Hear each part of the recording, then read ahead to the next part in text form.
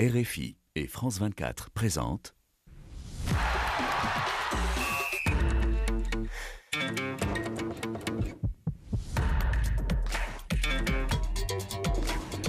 Radio Foot International, le Café des Sports, Annie Gasnier. Bonjour à tous et merci d'être au rendez-vous un peu tardif de Radio Foot International et de ce Café et des Sports. Merci d'être avec nous, mais bien sûr, c'est l'actualité et les matchs surtout de cet Euro qui dictent le tempo de la semaine. Déjà 21 matchs derrière nous depuis le dernier Café des Sports et c'est ce dont nous allons parler bien évidemment aujourd'hui avec nos invités. Ils sont là, ils sont au taquet. Bonjour ou bonsoir surtout Rémi Ngono. Bonsoir Annie et bonsoir à toutes les téléspectatrices qui sont aussi charmantes que la présentatrice. Ah bon, il doit y en avoir beaucoup alors. Bonsoir Xavier Varret. Bonsoir Annie, bonsoir à tous. Merci d'être là avec nous. Et alors on accueille aujourd'hui Chérif Guémot. Et c'est vrai que Chérif, dans des temps anciens, le Café des Sports avait commencé avec vous trois autour de la table. Bonsoir Annie, bonsoir à tous. Oui, c'était le vendredi. On s'écharpait joyeusement et on va continuer de s'écharper. Exactement, on va refaire ça aujourd'hui. Et puis pour suivre tous vos messages que vous nous enverrez en direct et vos réactions, eh bien il y a aujourd'hui Saliou Diouf. Bonsoir Saliou. Bonsoir Annie, bonsoir à tous. Et les amis, on vous attend juste bien nombreux pour réagir sur Facebook.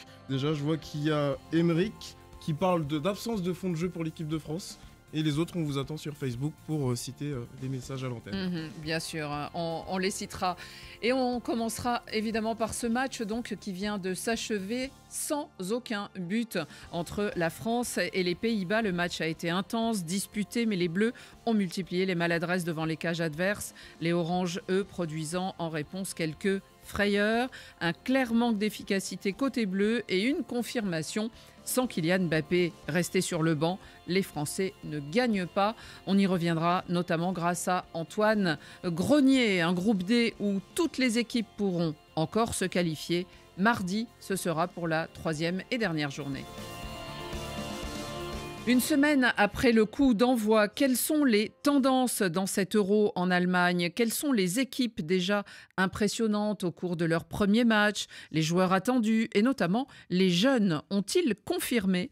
Nous vous donnerons les premières tendances. Et puis il y aura bien sûr les cartons, les vôtres et les nôtres. Et au générique de cette émission, David Finzel qui est là et qui m'a aidé à préparer cette émission. Mathieu De Gueldre est à la réalisation sonore, ceux qui nous suivent à travers le poste radio. Et pour ceux qui nous suivent grâce à la télévision ou un écran, en tout cas, Souel Kedir et Yann Bourdela sont là. Le Café des Sports, les débats sont ouverts.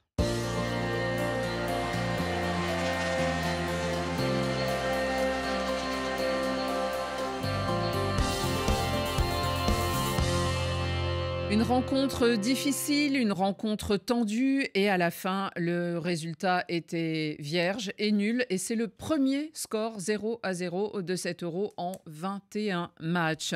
Un résultat qui peut arranger, quand on verra le calcul de ce groupe, eh bien ça peut arranger ces deux équipes et ça repousse un peu plus loin la décision parce que la France comme les Pays-Bas auraient pu se qualifier dès ce soir et surtout beaucoup de questions autour des Bleus et on va les poser notamment à notre envoyé spécial qui est dans le stade. Antoine Grenier, bonsoir. Bonsoir Annie, bonsoir messieurs, bonsoir tout le monde. Mon cher Antoine, vous êtes donc du côté de Leipzig. Parlez-nous de ces Bleus et surtout quelles ont été vos impressions. Ici, on est un peu resté sur notre faim et surtout sur ce manque de précision. Je pense qu'à chaud, les Français se diront que c'est un point pris et que c'est bien de ne pas avoir pris de but parce qu'ils ont frôlé la catastrophe à la 69e et lorsque Xavi Simons a inscrit finalement le seul but de la rencontre qui a été ensuite invalidé par l'arbitre du match. Donc dans un premier temps, ils se diront c'est un point pris, c'est toujours intéressant. Et puis, à mon avis, en regardant le match, ils se demanderont comment ils ont fait pour ne pas le gagner, celui-là, parce qu'ils se sont créés le plus grand nombre d'occasions, ils ont été plus incisifs et ils ont été plus maladroits. Effectivement, Xavier Barré, ça aurait pu être plus grave comme résultat pour les Bleus. On connaît le dicton, ou en tout cas celui qu'on aime citer quand on commente un match. Quand on ne marque pas, on encaisse. C'est ce qui a failli arriver sur ce but refusé pour hors-jeu à Simons, Xavi Simons. Comment vous avez vu, vous, la prestation des Bleus? Vous avez tendance à être sévère ou il y a quand même des choses rassurantes? Moi, j'ai trouvé que c'était d'abord un match d'une grande intensité, alors pas très spectaculaire, mais énormément d'engagement. On a vu d'ailleurs par séquence, les joueurs étaient vraiment fatigués par toutes ces allers-retours et ces duels incessants. Après, il y avait le risque effectivement que ça bascule d'un côté ou de l'autre. Les Néerlandais ont marqué, le but a été refusé pour ce hors-jeu. Il n'y a pas scandale sur le fait que le but soit refusé, c'est même plutôt logique. En tout cas, ils ont pris le temps de bien regarder les images. La France a eu des occasions. Ils ont eu la possession, 63% de possession pour les Bleus, 15 frappes, mais seulement 3 cadrées. Et c'est là où on voit que l'absence de Kylian Mbappé, finalement, elle est très handicapante pour l'équipe de France, parce que malgré la bonne volonté de Thuram, de Griezmann, de Rabiot, d'Ousmane Dembélé, ils ont attrapé le cadre que 3 fois. Les Néerlandais qui ont moins tiré au but, 8 fois, ils ont eu 4 frappes cadrées. Donc ils ont du 50% de frappes cadrées, alors que les Bleus, ils ont 20%. Rémi, votre avis sur la prestation des Bleus ce soir? Des Bleus et l'ensemble du match, bien sûr. Moi, je n'ai pas été emballé. Je n'ai pas été emballé parce que, justement, Xavier vient de donner certaines statistiques qui sont honteuses. Lorsqu'on voit une équipe de cette envergure et surtout lorsqu'on voit des joueurs juste devant un gardien de but ou devant des cages vides qui se permettent de faire une passe. Alors j'ai suivi certains commentateurs qui nous disaient c'est très bien ce que Rabiot est en train de faire. Moi je dis ça c'est bien au contraire, je ne sais pas ce qu'il était en train de faire là. Parce qu'à une certaine période, vous avez une équipe des Pays-Bas et vous avez votre lame qui est tranchante dans la mesure où Kylian Mbappé n'est pas là. Vous avez Barcola. Parce que vous savez que la défense des Pays-Bas, vous avez des gars qui sont sur des appuis. Les balles aériennes, ils sont très bons. Mais on a vu qu'aucun coup franc à 1 contre 1, De Vrij aura des problèmes. Et il y aura Ake qui n'est pas très bon dans le 1 contre 1. Et même Frimpo, même Dumfries, comme me disait que non, il n'est pas bon dans ce secteur-là. Alors, vous avez Barcola, que vous ne faites pas entrer. Deuxième des choses, vous avez de l'autre côté, depuis le premier match, un dribbleur qui n'a pas réussi un dribble. C'est-à-dire, vous avez quelqu'un qui joue à Koh-Lanta parce que lui, là, justement, lui, il a le truc d'immunité. C'est-à-dire que Dembélé, il a beau tirer pour cueillir des mangues, on va toujours le garder.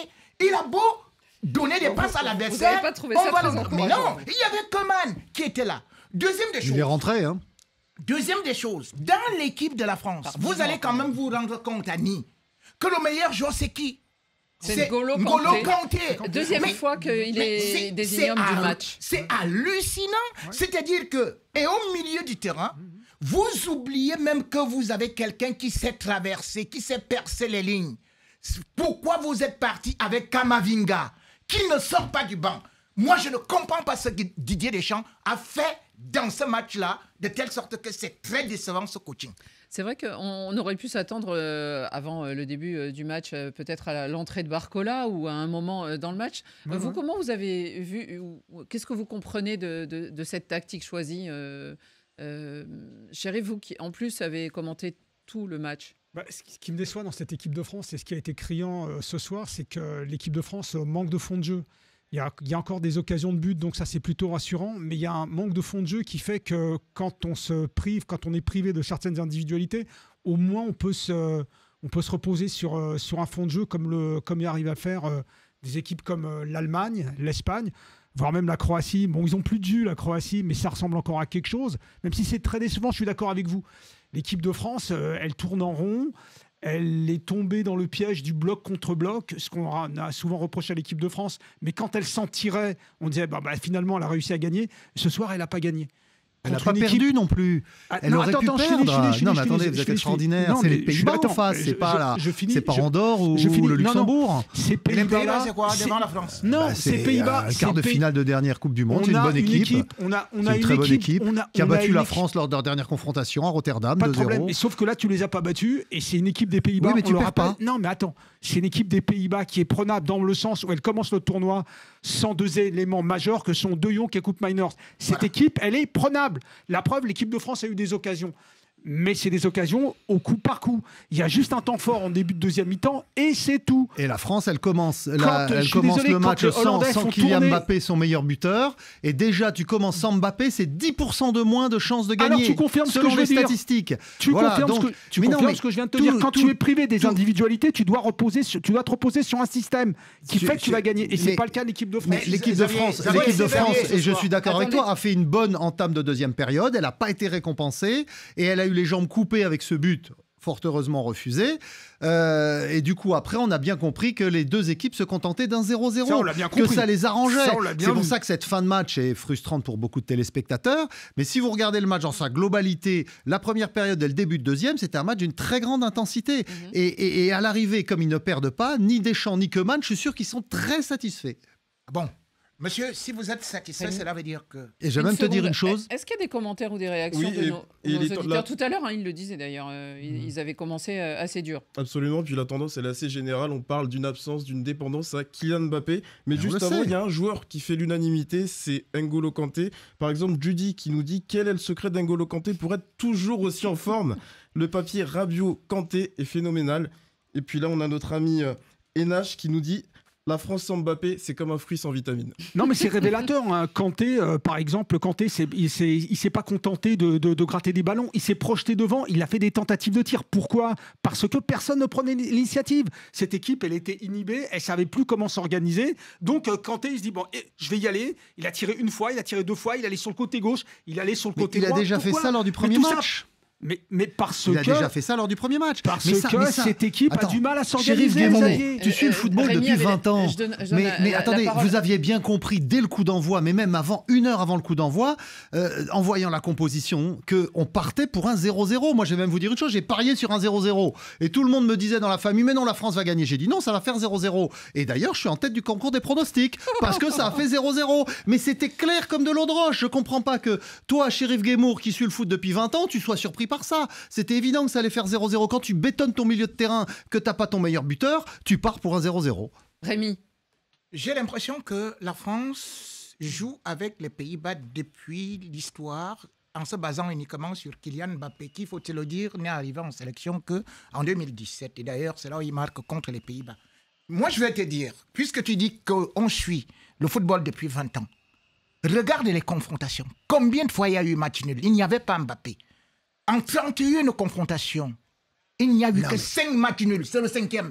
Et je vais te dire, puisque tu es en train de nous dire que c'est quand même les Pays-Bas, les 9 dernières confrontations, c'est-à-dire les 8 avant celle-ci, c'était 7 victoires de l'équipe de France. Donc aujourd'hui, tu es en train de me dire que... Et la dernière, c'est les Néerlandais qui ont gagné. Attends, je vais te dire, la dernière confrontation, c'était 4-0. Si tu ne le sais pas. Celle d'avant, c'était les Pays-Bas qui ont gagné. Donc, je vais te dire, nous sommes là, si nous gagnons déjà petit, si nous sommes placés parmi les favoris, et qu'aujourd'hui, l'équipe de France, Xavier Barré, vient crânement à l'antenne dire, vous savez, j'ai gagné le pari, qu'on allait faire 0-0. Mais attendez, la France est parmi les favoris. Mais que je connais mieux le football que toi, si tu veux. Mais oui, quand moi je vois que les deux sélectionneurs font des équipes avec des milieux de terrain renforcés et un seul attaquant. Et il y a le coaching, monsieur. Le coaching, c'est dès la 60e minute. Mais le coaching, ils ont fait 2 ou 3 changements, ils n'ont même pas fait les 5. Exactement. Donc tu vois bien qu'ils partent pour faire un 0-0. Donc toi, tu savais qu'à la 60e minute, voilà, et je te dis, je peux te montrer le pari à la fin. J'ai misé 0-0 et ça a fait 0-0. Attendez, Saliou aime s'exprimer dans cette bagarre. Parce qu'il y a Seth Evans qui va dans le sens de Rémi en disant Xavier, vraiment, toujours voir le match à l'envers. Bon, en l'occurrence, s'il avait parié sur un match nul 0-0... Ça veut dire quelque part, Xavier, que tu as entériné le fait que l'équipe de France a des faiblesses, que l'équipe de France a des insuffisances et qu'elle n'était pas a priori capable de battre cette équipe des Pays-Bas. Elle n'était peut-être pas préparée. Et c'est ce qu'on va demander à Antoine. Antoine, finalement, on a vu Kylian Mbappé hier avec un masque, aujourd'hui avec un autre. Il ne l'a jamais porté, ce match, même pendant les hymnes. Et finalement, il est resté sur le banc. Est-ce que c'est une tactique? Est-ce que c'était vraiment pour le préserver? Quelle est votre analyse? Disons qu'il n'y avait pas besoin de le faire rentrer, il n'y avait pas besoin de prendre un risque supplémentaire par rapport à sa blessure et risquer de le perdre jusqu'à la fin de l'Euro. L'idée de Didier Deschamps, c'est pas de sacrifier son meilleur buteur alors qu'il y a un 0-0 et que le match va se dérouler exactement selon le plan qu'il avait établi. C'était en revanche, je pense, un match pour Kylian Mbappé. C'est-à-dire que s'il avait été à 100%, lui aurait pu faire les différences qui n'ont pas été faites parce qu'il y avait des boulevards par moment dans le dos de la défense néerlandaise. À partir du moment où on mettait un peu de vitesse, Ousmane Dembélé l'a montré, on pouvait les mettre en difficulté, ces Néerlandais. Donc il peut y avoir des regrets de ce point de vue-là. Après, c'est tout à fait logique que Kylian Mbappé ne soit pas rentré. Oui, et puis parfois aussi dans les deuxièmes matchs de groupe entre les gros, disons, on sait que c'est assez souvent que se produit le match nul. Dans ces phases de poule. Oui, il faut regarder le déroulé. La France va jouer la Pologne, qui est dernière du groupe lors du dernier match, et qui aura lieu en même temps que le Pays-Bas-Autriche, qui n'est pas gagné pour les Néerlandais d'ailleurs. Qui n'est pas gagné par les Hollandais. Et bien sûr. Donc la France, normalement, doit pouvoir faire un score contre la Pologne qui lui garantit la première place, et c'est ça l'objectif. Chérif, avant d'en venir aux individualités, comment vous est apparue par contre la sélection néerlandaise emmenée par Koeman? Très décevante dans le sens où elle a joué contre nature. C'est pas du tout dans ses habitudes. J'ai même pensé qu'elle allait se faire punir parce qu'en général, c'est toujours ce qui lui arrive. Elle a joué contre nature. C'est pas comment ça s'appelle. C'est pas de défendre, de rester en bloc. Et cette équipe a joué le match nul. Non. Attends. Là, je vais être d'accord avec toi pour l'équipe des Pays-Bas parce que c'est ce qu'avait annoncé Koeman avant le début du tournoi. Il avait dit comment ça s'appelle que ce serait pas le match décisif, mais une fois de plus, c'est une équipe des Pays-Bas qui était à la portée de l'équipe de France.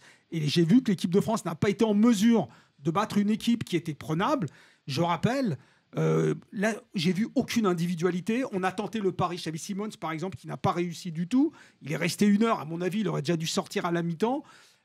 Frimpong, je ne l'ai pas vu faire un seul débordement. Il n'y a rien sur les côtés. Nathan Ake n'est pas monté.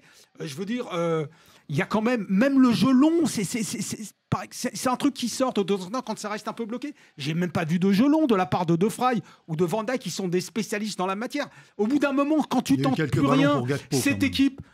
Gakpo, on ne l'a pas vu. J'ai dit, Simon, ça aurait dû sortir à la mi-temps. C'est face à cette équipe de France, cette équipe des Pays-Bas, que l'équipe de France n'a pas été capable de battre. Et on va parler des individualités, notamment l'équipe de France. Où est passé Griezmann? Alors, je veux dire qu'on cherche le 0-0, mais avec un Griezmann totalement fantomatique. Là, il y a un problème. Retournons encore vers Antoine, justement. Antoine Griezmann était le capitaine de cette équipe des Bleus ce soir. On attendait aussi sans doute beaucoup de Thuram qui avait un peu changé de poste ce soir. Antoine, que nous dites-vous sur les individualités de l'équipe de France ? J'en dis que vous avez vraiment envie d'évoquer les sujets qui fâchent.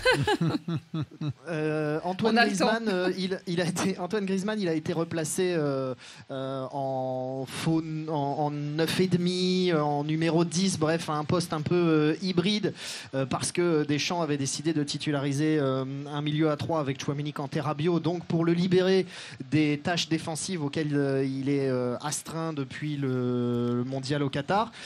Il n'a pas été transcendant, Griezmann. Il rate une occasion, notamment. Il rate deux occasions, mais il en rate une où il est vraiment tout seul devant Verbruggen parce qu'il rate son contrôle et que derrière, au lieu d'enchaîner pied droit, il tente de se placer sur son pied gauche et Verbruggen a le temps de sortir.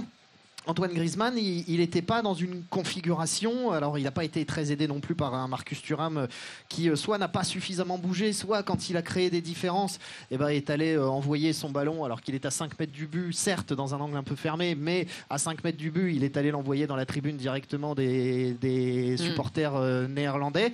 Donc les individualités offensives françaises ont été très largement en dessous de ce qui est attendu dans un match comme ça. Rémi, quels sont parce que finalement à la fin de ce match on attendait que certains prennent le relais justement de Kylian Mbappé. Est-ce que vous avez été déçus sur ce plan-là? Beaucoup déçus, très déçus d'ailleurs, parce que Je crois d'ailleurs que contrairement à ce que Xavier Barret voulait nous faire croire qu'on bétonne le milieu, l'équipe des Pays-Bas nous offrait déjà des incertitudes. C'est-à-dire que quand vous regardez par exemple que leur meilleur attaquant ou leur buteur, c'est-à-dire, c'est qui? C'est Depay.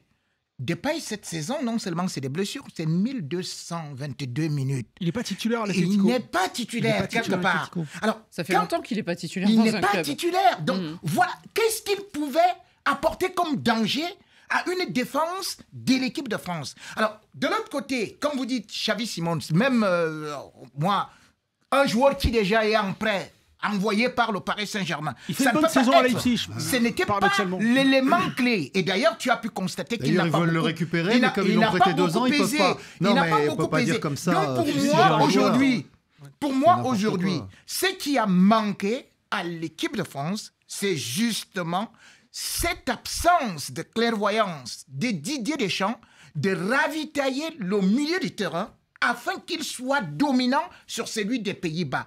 Donc, du moment où... Il l'a été, ils ont eu 63% de possession. Non, ils étaient 5 je vais te dire, non, ils n'ont pas eu 63, ils ont eu exactement 62,7% de possession.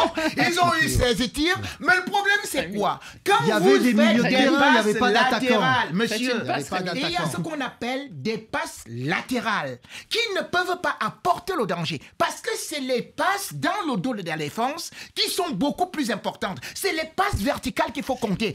Or, les passes verticales de la France s'élèvent ce soir à 37%. Quand tu n'as qu'un attaquant ou un attaquant et demi, effectivement, c'est compliqué d'aller marquer des buts. Bon, voilà. Saliou ? Oui, justement, il y a Koulibaly qui va dans votre sens, Rémi, en disant que, justement, il n'y a pas de milieu passeur pour casser les lignes au milieu de terrain, et d'autres qui fustigent justement l'absence de Kamavinga au milieu de terrain et qui se dit qu'il aurait été mieux. Mais on dirait que c'est Rémi qui envoie les messages pour lui-même. Mais c'était aussi le rôle de Griezmann, comme il l'a fait dans le passé, c'est-à-dire décrocher, apporter un peu l'étincelle créative au milieu de terrain. Il ne l'a pas fait. Le match, c'est qu'il l'a fait, mais il l'a pas conclu. Le Real Madrid, chaque fois, regardez Carlo Ancelotti, chaque fois, à la 60e minute, qu'est-ce qu'il fait? Il injecte justement le Kamavinga. Et Kamavinga ça a été fait au match précédent de faire de telle sorte qu'il y ait au moins 3 joueurs vers lui, parce qu'il peut tirer à distance, il peut dribbler, et surtout, il s'est centré. Or, là, vous vous trouvez avec un poteau qu'on appelle Koundé. Koundé ne réussit pas un seul centre. Et de l'autre côté, vous avez un joueur de rugby, c'est-à-dire que celui qu'on appelle Thuram. Lui, il a bien joué au rugby aujourd'hui. Avec ça, il ne peut pas marquer. Et finalement, vous aussi, vous vous êtes dit déçu, mais surtout aussi peut-être inquiet par Griezmann. Oui, parce que... Depuis le début de l'Euro, j'entends. Depuis le début de l'Euro, alors je ne sais pas si c'est physique ou je sais pas, mais dans le rôle spécifique qu'on attend de lui, soit on le fait jouer pur attaquant, et dans ces cas-là, il doit se montrer efficace. Il ne l'a pas été. Soit le rôle qu'il avait aujourd'hui, c'était de jouer derrière l'attaquant. Et surtout, ce qu'on attend de Griezmann, c'est un peu le rôle qu'on lui a vu ces dernières années. Et qu'on lui a vu à la Coupe du Monde en 2022. C'est d'être créatif. C'est d'être créatif, de relancer la mécanique. Tout. Alors, ok, au bout d'un moment, il peut être pris par moment, et pris dans l'étau, pris dans la tenaille, je veux bien. Et que Kanté prenne le relais, il l'a très bien fait, heureusement pour l'équipe de France. Mais à partir d'un moment, on doit, comment dirais-je, on doit montrer l'exemple, on doit être l'élément fort, on doit être l'élément dynamiteur de l'attaque, on doit être le leader d'attaque. Qu'est-ce qui a eu les plus belles occasions? Xavier, c'est Griezmann. C'est ce que je te dis. Il les a pas marqués. En tant qu'attaquant, il n'est pas décisif. En tant que créateur, il ne participe pas. Non, c'est faux ce que tu dis. Il a été créatif, mais il n'a pas été concluant. Effectivement, ça peut arriver. Il a manqué d'efficacité. Il a été créatif et non productif. C'est-à-dire qu'il y a un proverbe africain qui dit « On ne félicite pas l'arbre pour ses fleurs, mais pour ses fruits ». Oui, bon, mais Xavier, effectivement, il n'a pas marqué. Continuons un petit peu dans ce groupe D. Il n'a pas assez participé dans ce groupe D, est-ce que les choses s'éclaircissent pas vraiment, puisque tout le monde peut encore se qualifier à la dernière journée, même la Pologne qui n'a encore enregistré aucune victoire et voire même 2 défaites. La Pologne pourrait terminer meilleure 3e à condition de battre la France et que les Pays-Bas soient battus par... Mathématiquement, c'est encore possible, par les mais bien Pays-Bas. sûr. Oui, en tout cas, on a 2 équipes. Mais... On a la France et les Pays-Bas qui ont 4 points. Et derrière, on a aussi l'Autriche à 3. L'Autriche à 3 points. Elle a gagné son match aujourd'hui contre la Pologne 3-1. Oui, logiquement d'ailleurs. Et bon, l'Autriche-Pays-Bas de la dernière journée va être très intéressant parce que la 2e place se joue là. Moi, je pense que la France terminera première parce que franchement, cette équipe de Pologne est quand même très limitée et je ne vois pas comment elle pourrait inquiéter les Bleus. Antoine, ce dernier match, ça sera contre la Pologne. Et Robert Lewandowski est rentré, lui, aujourd'hui en 2e mi-temps, milieu de la 2e mi-temps, hein, je crois, contre l'Autriche. Et son sélectionneur garantit qu'il est en très grande forme. Oui, mais il aura face à lui un Upamecano qui a fait un gros match ce soir et un William Saliba qui a été plutôt très solide. Donc la charnière centrale de l'équipe de France, elle donne des garanties pour ce prochain match face à la Pologne qui se jouera à Dortmund, ça sera mardi. Et les Bleus ont quand même, faut le dire, manqué une énorme occasion de se rendre la vie un petit peu plus tranquille et de pouvoir se donner un petit peu de temps dans la perspective des 8e de finale, de pouvoir respirer un petit peu. Non, il faudra être à bloc face à ces Polonais que les Français connaissent très bien puisqu'ils les ont affrontés lors de la dernière Coupe du Monde. Bref, c'est un match qui s'annonce décisif, important et puis qui conditionne aussi, si vous finissez premier ou deuxième, vous n'affrontez pas la même équipe et pas forcément une équipe du même standing en 8e de finale. Donc les Bleus n'ont pas fini de se mettre des nœuds au cerveau. Oui, et surtout, la question reviendra, est-ce que ça sera avec ou sans Kylian Mbappé? En tout cas, on continue à vous suivre.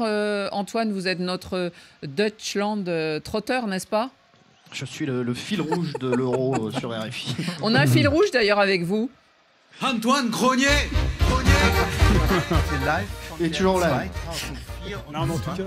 Vous êtes toujours avec nous et pour nous en Allemagne à suivre cette compétition. Merci beaucoup Antoine Grenier et à très vite donc. Merci et bonne soirée à tous. Et merci à vous aussi Antoine et bonne continuation.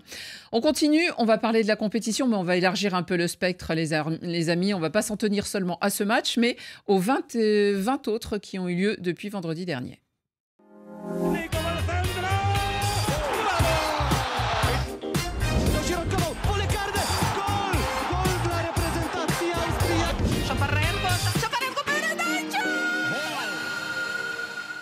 Ce sont donc déjà 21 matchs en une semaine et toutes les sélections ont au moins joué une fois, voire 2 donc. Et on peut constater qu'avec peut-être les favoris, je ne sais pas, Chérif Guémour, on n'a pas eu de véritable surprise. Alors je pense par exemple à 2 favoris qui ont même peut-être séduit, à savoir l'Allemagne et l'Espagne. Oui, l'Allemagne et l'Espagne sont au rendez-vous. On était bien parti avec l'Angleterre, on a été déçus. On va y venir après, là je vous parle de ceux qui ont séduit. Ah oui, ceux qui ont séduit, l'Espagne et l'Allemagne, pour la raison que j'ai indiquée par rapport à l'équipe de France, c'est qu'il y a une lisibilité dans leur jeu, il y a un allant, il y a du peps, il y a des circuits de jeu bien identifiés qui font que... Avec l'Allemagne ? Avec l'Allemagne et avec l'Espagne, on peut faire entrer n'importe quel joueur, il trouve immédiatement sa place, que ce soit en attaque, en milieu ou en défense. Ça, c'est vraiment, il y a des certitudes au niveau du jeu. Alors que, d'autres équipes, ce sera plus sur les individualités. Et les individualités, en plus, qu'on attendait, elles sont là, côté espagnol et côté allemand. Rémi, peut-être l'Espagne, elle a un peu le même un problème, elle aussi, d'efficacité, parce que finalement, hier, elle a battu l'Italie. Et en même temps, le but est un but contre son camp, un peu cafouillis, et il n'y a pas eu de but marqué, disons, de la part de l'Espagne. Il n'y a pas et malgré tout le monde a été séduit. Et le sélectionneur a même dit j'ai la meilleure équipe du moment. L'Italie n'a carrément pas vu le jour, puis il y a une tête, il y a un tir sur la barre de l'ami Williams, donc ça aurait pu être plus sévère. Hein. Williams a été dangereux. C'est vrai qu'ils ont quand même eu aussi l'attaquant qui a le plus réussi les dribbles, mais qui n'est pas à la hauteur de tout ce qu'on attendait. C'est vrai qu'il est encore trop jeune, Lamine Yamal.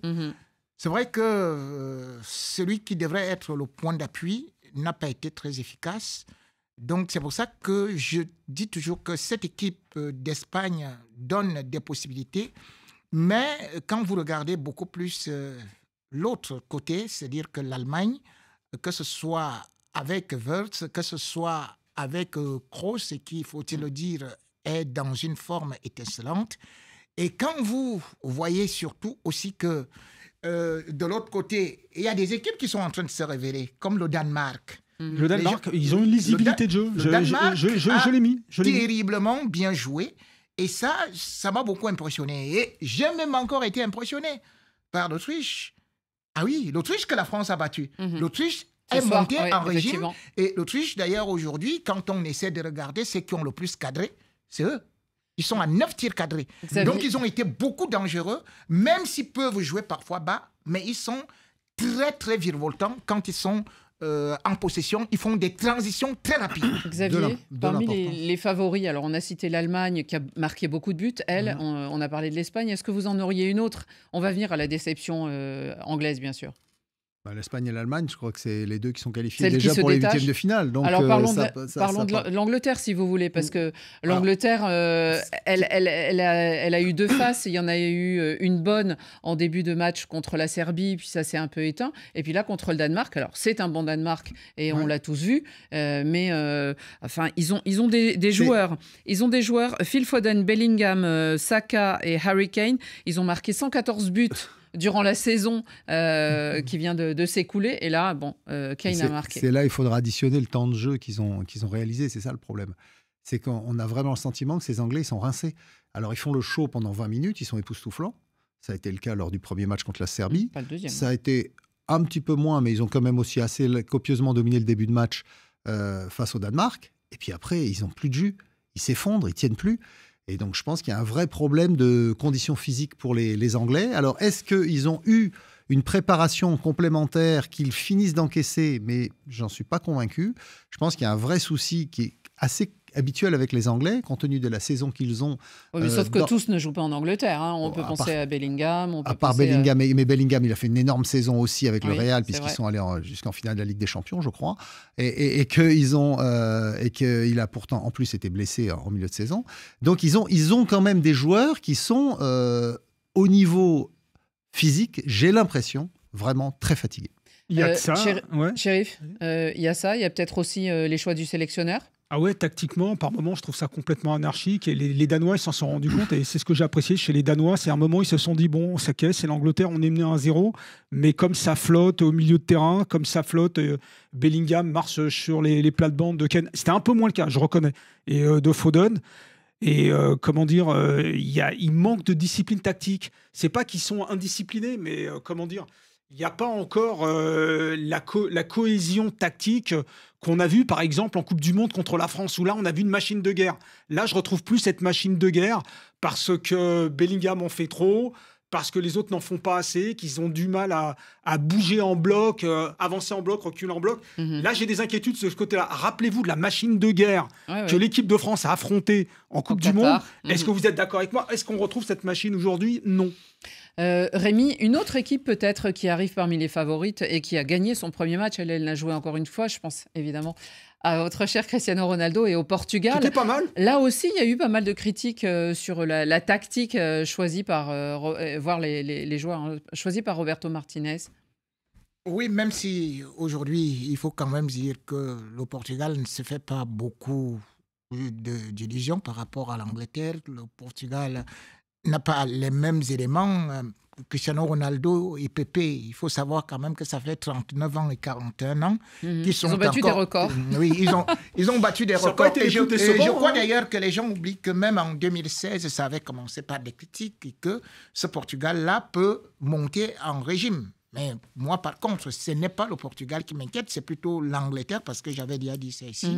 Et quand je me rends compte que vous avez le meilleur buteur de la Bundesliga, qui est Harry Kane, qui ne touche pas la balle, quand je me rends compte que vous êtes avec quelqu'un qui est candidat au Ballon d'Or et qui sort du Real Madrid et que vous ne parvenez pas à l'utiliser, quand je me rends compte que vous avez un ailier de débordement comme Saka, qui est le meilleur joueur d'Arsenal, vous ne vous en sortez pas. Et subitement, vous me sortez quelqu'un au milieu du terrain, Trent Alexander-Arnold. J'ai dit, mais ce n'est pas possible. Comment est-ce que vous faites les Palmer et qu'on sort tout ce qu'il a là, il ne les utilise pas. Il y a un proverbe africain qui dit Ça ne sert à rien de donner une lampe tempête à un aveugle. Saka fait son numéro tout seul sur le côté droit.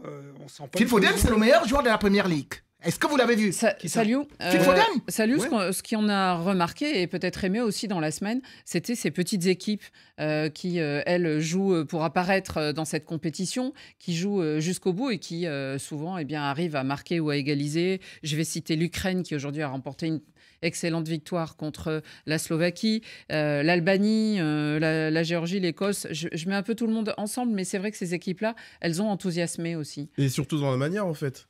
On se rappelle des buts, par exemple, de la Roumanie. La Roumanie. But extraordinaire, c'est un golazo, comme l'appellent les Espagnols. Deux buts magnifiques. Fabuleux. Et oui, non, et surtout l'enthousiasme, en fait. On remarque l'enthousiasme, mais c'est ce qui ressort aussi deux buts magnifiques. dans les commentaires. S'il vous plaît.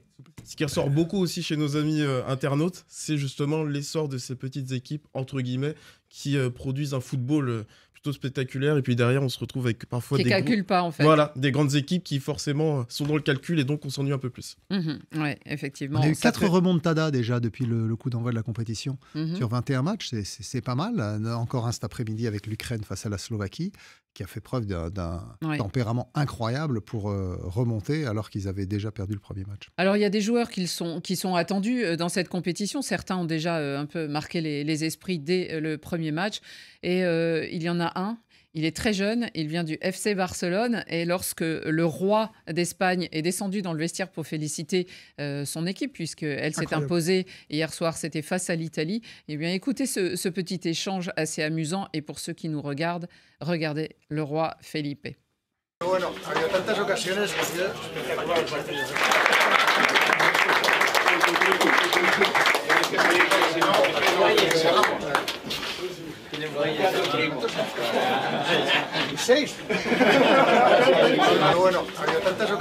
On voit le roi emballé par le nombre d'occasions que s'était procuré l'Espagne, et à un moment il dit à Lamine Yamal, il lui dit mais Lamine, c'est bien 16 ans que vous avez hein.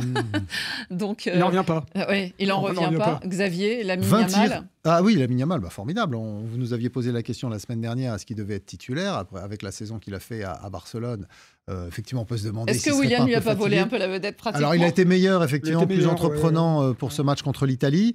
Mais c'est un joueur extraordinaire et il donne des ailes à cette équipe d'Espagne qui fait vraiment, qu'on ne citait pas toujours parmi les grands favoris, mais qui là, clairement, a affiché ses ambitions, a confirmé ses ambitions. Et rappelez-vous qu'il a éclipsé une autre pépite qu'on voyait aussi arriver très grand, c'est Ansu Fati. Qui a disparu, mais qui a été beaucoup blessé. C'est le danger, en fait, c'est ça qui est le plus dangereux pour Lamine Yamal, c'est d'être trop utilisé. Vous parlez d'Ansu Fati, il a été lancé très jeune, et puis maintenant il ne fera pas les JO comme Pedri. Voilà, Pedri, c'est pareil. Là, et d'ailleurs, Pedri a un rôle très important dans cette équipe d'Espagne, à nouveau, mais il a été longtemps absent, suite à cette année 2021 où il avait été il avait surjoué. Je suis d'accord avec toi. Si je vous parle de Jamal Musiala. Justement, c'est le meilleur. Mais l'effort, c'est sur justement ce talentueux joueur du FC Barcelone. Bon, enfin, je ne vais pas dire beaucoup de choses, mais quand moi j'ai vu sa discipline tactique, il n'est pas encore discipliné par rapport à Musiala. Parce que, par exemple, vous savez que... Je vous dis tactiquement, il n'est pas discipliné. La preuve, c'est que vous savez, l'un des côtés forts de l'Espagne, c'est souvent faire jouer ses latéraux hauts. Et vous avez actuellement l'un des meilleurs latéraux du monde. Ah oui, c'est le meilleur. C'est-à-dire Carvajal, qui ne parvient pas à faire des dédoublements. Carvajal, vous comprenez Carvajal. Donc, aujourd'hui, je n'ai pas vu ça. Mais par rapport à Musiala, que ce soit sur la façon qu'il tire en dehors de la surface, qu'il attire les adversaires, et de sur quoi il joue de façon verticale. N'oublions même pas qu'il est le meilleur buteur. Hein. Parce que le meilleur buteur du championnat pour l'instant, c'est les comptes se sont il y a 5 ans d'écart. Il y a 5 ans d'écart entre Lamine Yamal et Jamal Musiala. 5 ans dans une vie de footballeur, c'est considérable. Donc, je dis pas que Musiala est un mauvais joueur, je dis juste que Lamine Yamal, comme le dit le roi d'Espagne, a 16 ans. Donc voilà, pour 16 ans, il est assez exceptionnel. Et j'espère juste qu'on le fera pas trop jouer pour qu'il puisse, avec le Barça, faire danser le Real dans les années à venir revenir et apporter plein de victoires au Blaugrana. Ici, nous mettait les triplés, tout le monde disait ce sera Maradona. À 16 ans, il marqua l'équipe de France. Ici, au championnat de France. Tout le monde disait Menez va faire ceci. Où est parti en Fati? On va pas parler de Fati. Ils l'ont fait trop jouer et voilà, il est blessé. Oui. Donc il y a Robson qui va dans le sens plutôt de Rémi en disant que... Non, c'est pas possible. Attends. C'est pas possible. Laisse-moi juste aller au bout. En disant que Lamine Yamal et Nico Williams, la jeunesse cauchemar des défenses de l'Euro. D'accord, donc ça va dans le sens de Rémi. Un petit mot sur Güler aussi. Voilà, j'allais vous poser une question rapidement, Chérif, parce que le temps passe. On l'attendait, il finit en boulet de canon avec le Real Madrid, on connaissait son talent, il arrive et c'est peut-être le plus haut but de l'Euro, on peut dire, le plus la frappe pure en pleine lucarne. Ouais. Avec la Turquie, précisons. Voilà, et puis une Turquie rajeunie qui faisait jouer ce qu'on appelle les ancêtres, les darons, les mecs qui ne bougeaient jamais, les sénateurs.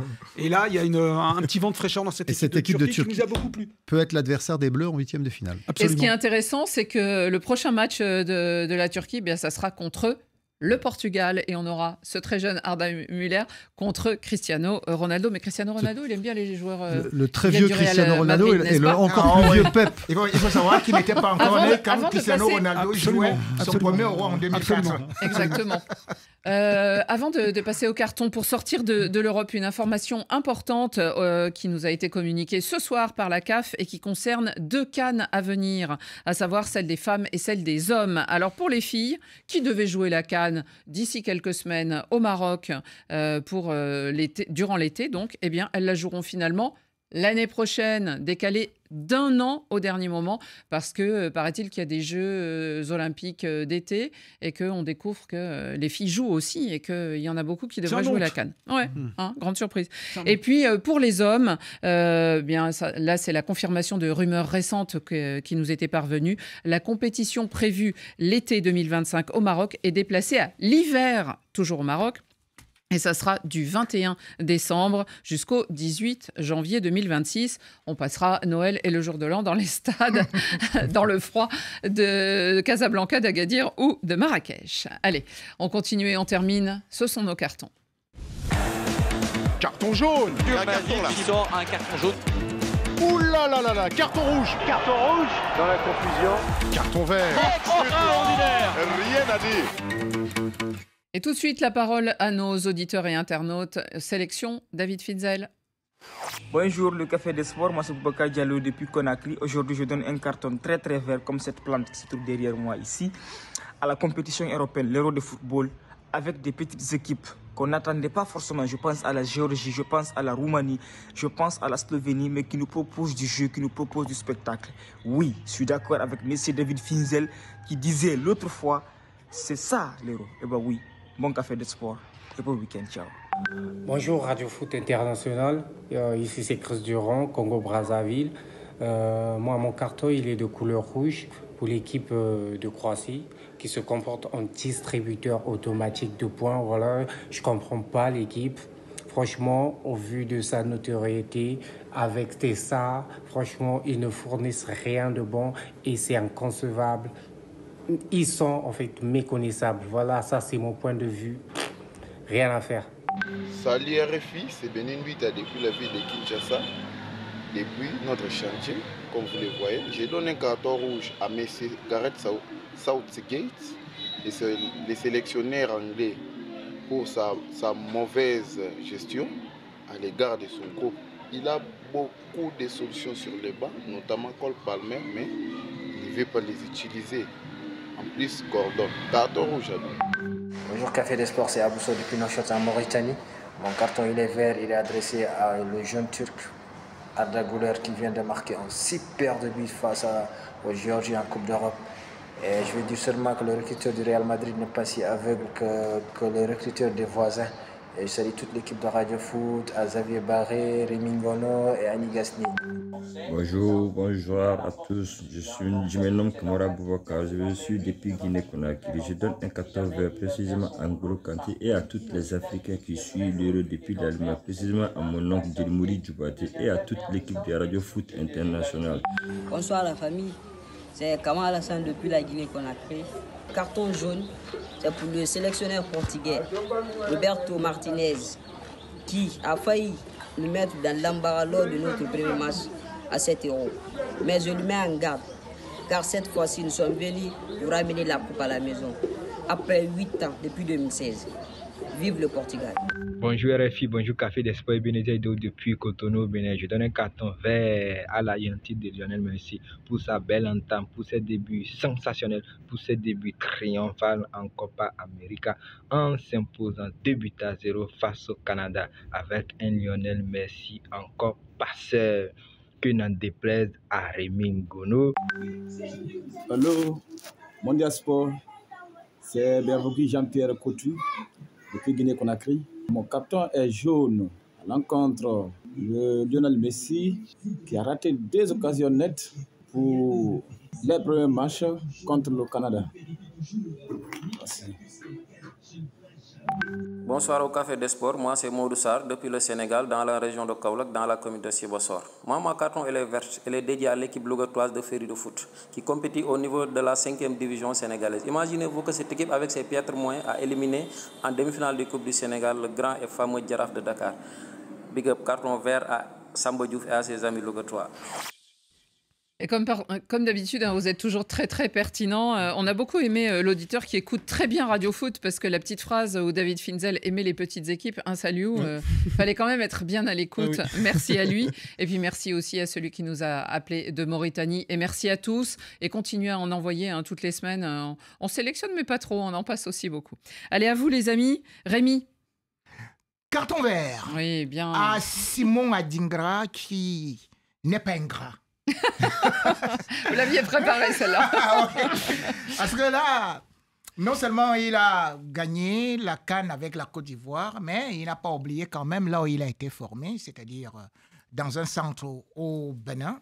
Il est reparti là-bas à Bisport FC du Bénin pour offrir des équipements à ses enfants et tout, parce qu'il y a beaucoup de joueurs africains qui oublient souvent leur club formateur, leur village, là où ils étaient. Dès qu'ils sont déjà au château, eh bien, c'est la belle vie. Mais lui, au moins, on a pu le constater, non seulement en Côte d'Ivoire, à Bobo, là où il a offert des choses, mais là encore, il vient de faire un grand geste. Comme le dit un proverbe africain, même si vous mettez la tortue dans un château et sur un trône en or, elle n'oubliera jamais qu'elle vient des ronces. Salut, vous aussi un carton vert. Carton vert pour le fils de son père. Chico Conceição, ça vous parle? Oui. Donc le fils de Sergio qui a donné la victoire à la Seleção au Portugal contre la République tchèque, le but du 2-1 après une entrée au bout de quelques minutes seulement. Et il rentre dans le record, il perpétue un record du père et du fils qui inscrit un but pendant une phase de poule d'Euro. Ouais. Son père est entraîneur aujourd'hui et il était entraîneur du FC Porto. Il avait été passé par Nantes et pressenti à Marseille, mais ça s'est pas fait. Xavier Barret, la couleur. Jaune pour les dirigeants du soccer aux États-Unis parce que imaginez, nous sommes en plein Euro ici sur le vieux continent et imaginez que la Bundesliga continue, que la Liga continue, que la Serie A continue, que le championnat de France continue. Eh bien, c'est ce qui se passe aux États-Unis. Il y a la Copa América, le Brésil est là, l'Argentine est là, l'Uruguay est là, les États-Unis, le Canada, et la MLS continue. Ce week-end, on joue le championnat des États-Unis pendant que les équipes nationales jouent. Alors effectivement, les États-Unis, c'est grand. Que Rémi Ngono se rassure. L'Inter Miami de Lionel Messi a joué ses matchs en avance et ils sont exemptés ce week-end. Ils sont quand même leaders. Mais c'est quand même, je trouve, c'est dommage. De leur conférence. C'est vraiment dommage d'aller finir sa carrière dans un championnat du village. À 2 ans de la Coupe du Monde aux États-Unis avec une Copa América à 16 pour la première fois. Et à 1 an du Mondial des clubs. Voilà, on suspend pas le championnat le temps de cette compétition, c'est un peu bizarre. Shérif, votre carton. Carton vert à l'équipe de Géorgie qui m'a enchanté véritablement. Il y a les matchs qu'on pointe avant l'Euro, c'est Espagne-Italie. Et puis il y a les matchs, on se dit, ouais, Turquie-Géorgie. Bon, allez, on va voir, on va jeter un coup d'œil. Et on a vu le match, c'est peut-être l'un des matchs les plus emballants du début de l'Euro. Et ce que j'ai aimé dans cette équipe de Géorgie, c'est qu'évidemment, ils attaquent, ils donnent tout ce qu'ils ont. C'est une petite équipe. Mais c'est des grands footballeurs. Et voilà, on a compris. Parce que moi, Radio Foot aimerait donner son carton et on le donne à Kamou Malo, l'ancien sélectionneur des étalons du Burkina Faso, sacré pour la 2e année consécutive champion du Burkina Faso, Kamou Malo, avec les Gabelous. Et ils sont champions du Burkina. Merci les amis d'avoir participé à ce Radio Foot tardif, à ce Café des Sports, et on vous dit à la semaine prochaine.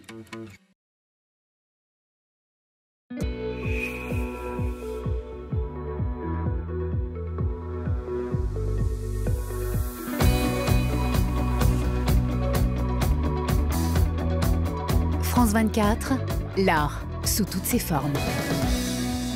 Liberté, égalité, actualité.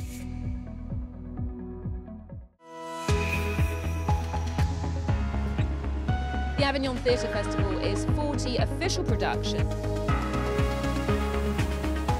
متطوعون يحاولون إقناع الباقين منهم. Líderes políticos y empresariales en más de 130 países.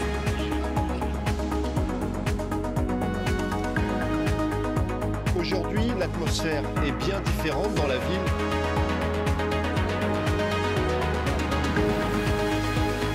أسبوع بعد